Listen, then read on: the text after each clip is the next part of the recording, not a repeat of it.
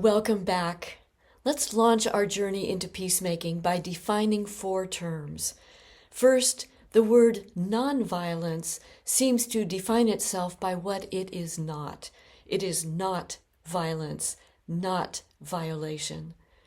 Nonviolence and peacemaking are related, but one precedes the other. Nonviolence is the soil in which peacemaking takes root, grows, and bears fruit in right action. So you can think of nonviolence as an interior disposition, the lens through which we read a situation and sense a way to perhaps de-escalate or defuse the situation, or to be a healing, reconciling presence in some way here and now. Which means nonviolence is a practiced, disciplined way of being in the world. This is the meaning of nonviolence. Second, peacemaking is the outward expression of the nonviolent heart and always comes from a place of interior freedom.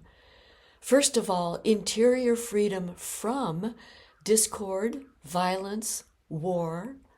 It's the antidote to othering. This freedom from is the purifying dimension of peacemaking. You become free from what clouds your ability to see and perceive rightly. And second, peacemaking is freedom for the flourishing of life, appreciation of the other, freedom for the protection and advancement of humanity and the common good. Peacemaking acknowledges that we all together are of a kind, human kind, and therefore capable of kindness for one another. When a person of deep intentional peace walks into a contentious situation, the exhausting dualities of us against them seem to lose their footing, their focus, their traction, their power. So peacemaking is a corrective and liberating way of being in the world. Now, third, I define violence as a violation against the personhood of another, against the humanity of others. Violence is a constrictive and damaging way of being in the world.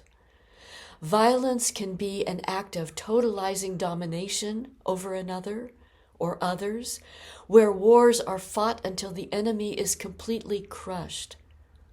Violence escalates like wildfire in a parched forest. Violence comes across our screens daily. It is exhausting, death-dealing, and deeply heartbreaking.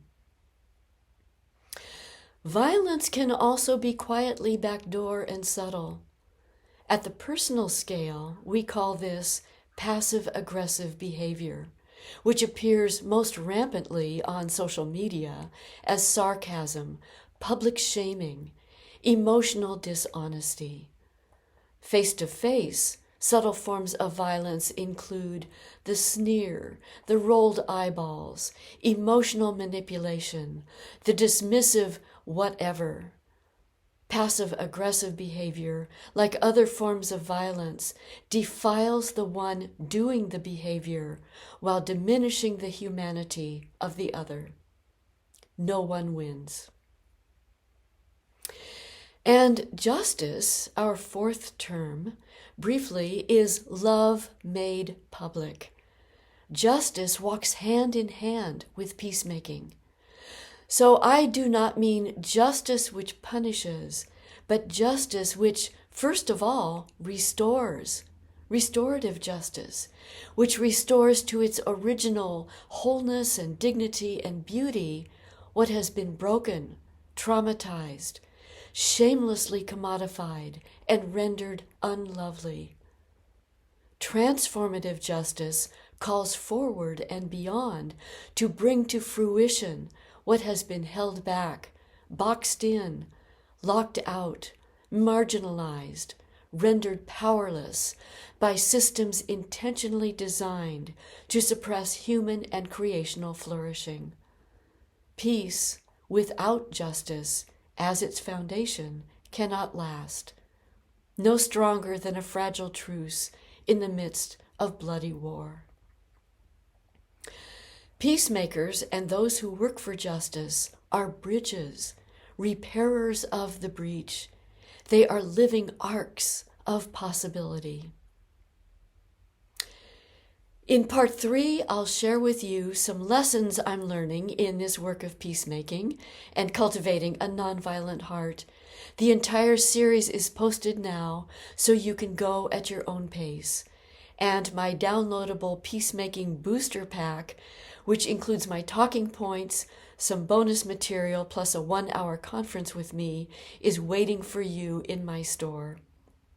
Please subscribe to my channel for future fresh content.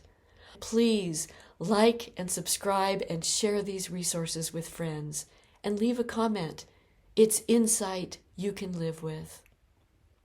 Be well, live in peace, love one another, and see you soon for part 3.